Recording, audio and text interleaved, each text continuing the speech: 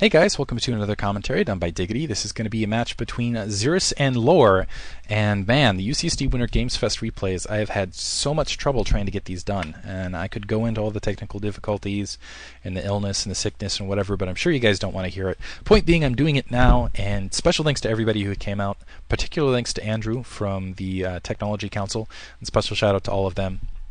And also all the guys that just came up and said hi. Dimitri, Andrew, Ben, I'm trying to think of everybody else. I'm sure I'm not going to remember Michael. And if I didn't give you a shout out, just PM me and I'll give you guys a shout out if you guys really want one. But yeah, special thanks to everybody who came up and said hi and just kind of chatted. I really appreciate it. And this should be a pretty interesting match. We got Lore versus Xeris here. Lore is actually from UC Berkeley, came all the way down, and we had a really high level of player across the board at the UCSD Winter Games Fest.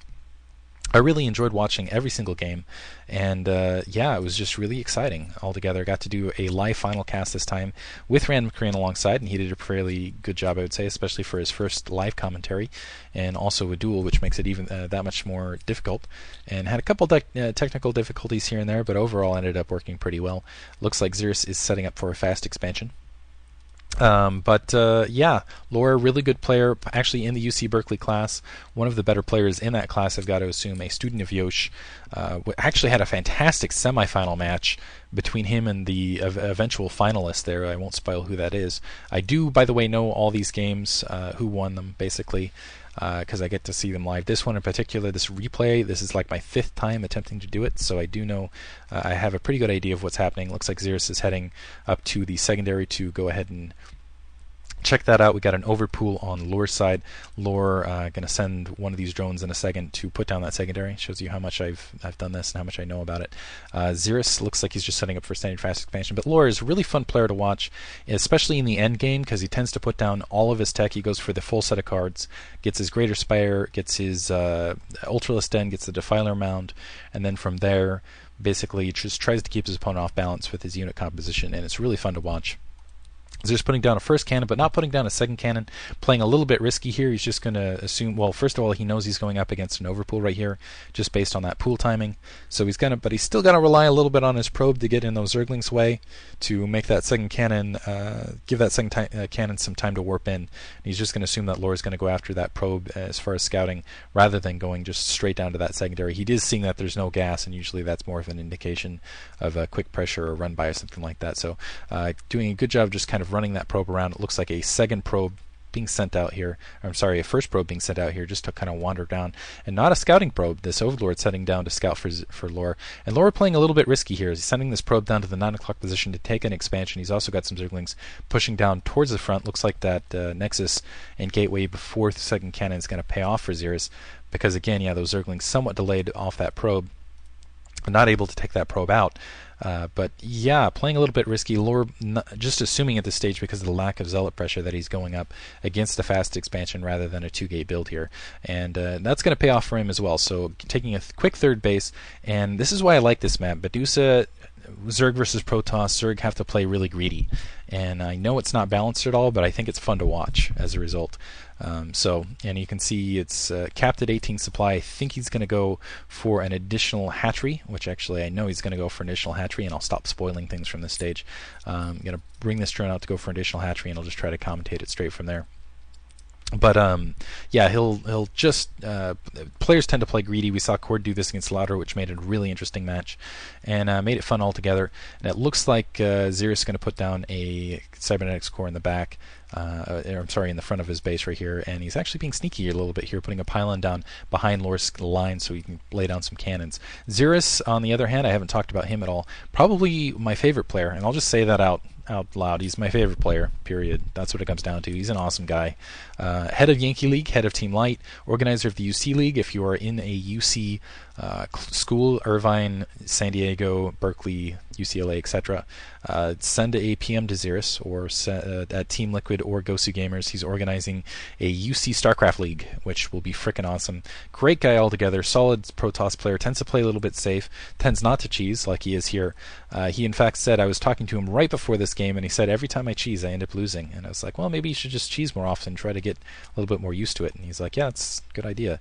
So anyway, but putting some cannons behind, he's he's going to get a couple kills. Lore already upgrading his lair, so it's going to be a bit behind on minerals because he's not going to have his main, but he is going to have that 9 o'clock position up. Maybe he'll transfer some drones to get a little bit better saturation. Also putting down a gateway here, and he can produce. It looks like he's. Let's try to count the drone kills here. Looks like he's going to get a single drone kill, second drone kill, and probably get a third drone kill right there. Putting a third cannon down as well. If he can get a gateway and a couple zealots out, he can hold this essentially forever and really, really hurt Lore. Essentially kind of do a quick contain on Zerg, which usually is the opposite. Usually you see a quick contain on Protoss and attack him from two directions, essentially. Stargate now going down for Xeris. And it looks like a sunken colony on that front door, but really can hurt his economy, especially if he can produce some zealots, run down and get a snipe on that gas line. The gas is so important for Zerg players, and then run back to the safety of his cannon line. Looks like he is producing a zealot initially right there, and it looks like a Citadel of Adun going well. And that's the other thing, is if he can get a Dark Templar back here, he can run back to the protective haven of those photon cannons, kill any overlords that are incoming, and then just kind of work from there.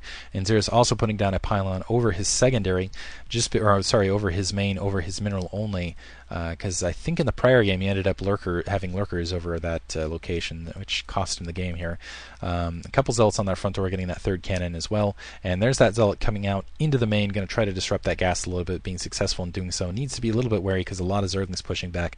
Hydralisk Den also going down. This is a lot of Zerglings for Lore, so maybe thinking about a run by, maybe thinking about doing just an all-out frontal assault there on that front door. He's got looks like photon cannons going as well.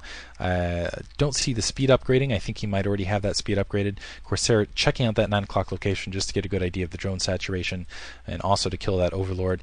But yeah, a lot of Zerglings being produced right here. It looks like Zergling into maybe some Hydralisk, and the Zergling's starting to pour down towards Xeris' front door. He really needs to clog the gaps here just in case. With that run by, and it looks like another Corsair being produced and a Templar Archives also going down. But this is a bunch of Zerglings. Looks like the Corsair is just going to get the tail end of it, so they're only going to see about 6. Not really going to have a good idea of this large Zergling force. And now making the run by, they're going to be able to slip through the cannons, and a lot of Zerglings making it through. It looks like only about 4 or 5 Zerglings, actually about 6 dying on that front door. Probes coming off the line, and I'm surprised Xeris isn't sending his zealots. Maybe he doesn't realize, but he's going to end up losing that Templar Archives, having to cancel right there. He's got that cannon coming up on his secondary. He's probably going to end up losing the Citadel of Adun as well, and maybe even the Stargate here, but he might be a little bit distracted by this outside contain. Looks like he's managed to cap Lore to supply, but it's not going to make a difference if he ends up losing all of his tech here. Losing the Citadel of Adun as well, that really, really hurts. Probably going to lose his Stargate, and could very well lose his Cybernetics core as well. He's got a cannon over that secondary, and I'm just curious, where are the zealots? I'm not sure why Xeris isn't sending his zealots to the back. Looks like he's got that Templar Archives going up near the secondary, so we're at least able to save a little bit of tech there. But losing that Cybernetics core, and this hurts just so much right here. Let's see if you can get a Dark Templar out there, maybe to equalize things on that main. But basically, all the damage he's managed to do by isolating outside that main is being made up for by Lore by getting in here in the secondary and able to disrupt all this tech, get that Stargate down, get that Cybernetics core down. Just really, really hurts, and it looks like he's starting to pick away at the Nexus. Finally, the Zealots approaching to try to clean this attack up, but Lore very, very successful with that. Looks like he's got some Hydralisks back here as well. 3 cannons, and it looks like 2 Zealots to hold that, but I just don't think that's going to be enough to equalize all the damage that Lore has done, specifically to the tech. Really hurts, and it looks like a couple Zerglings managing to cycle through towards the back, only a single Zergling able to spot out that third Nexus going down. But really, between the tech difference, I think Lore can, with his hatcheries here, can just pump Hydralisks and then just start battering down the front door. And it looks like he's actually got some lurkers, so he might be able to run up and contain Xeris as well. And it's going to be a while before Xeris has any sort of mobile tech. So nice decision there by Lore to counter Xeris at this stage, and I think a lot of this is going to depend, looks like a Dark Templar being produced, by how much damage he can do to the main. It looks like a speed upgrade going. Lurkers starting to push towards that front door to contain him. A lot of cannons going down for Xeris, and yeah, Xeris in a lot of trouble here. He is going to maybe try to equalize this by getting that additional expansion down right quick, and try to mine as much as possible, putting a buttload of cannons down on his front door just to make sure he doesn't get overrun. Yeah, the Dark Templar coming down. Looks like he's going to at least be able to halt gas at the main base. Might be able to take down the lair. If he can take down this lair and spawning pool, maybe something else instead, I think he'll be successful. But it looks like Lori's going to open up this temple wall. Looks like he had a little bit of a lag there on those lurkers because it blew up the main temple they were attacking, but able to clear the rest of them now. And he's going to be able to push up over this mineral only, and there's nothing Xeris can really do to stop him at this stage. He's got a probe there to try to attack, and he just doesn't have a lot of ground troops, I should say. It looks like finally some hydro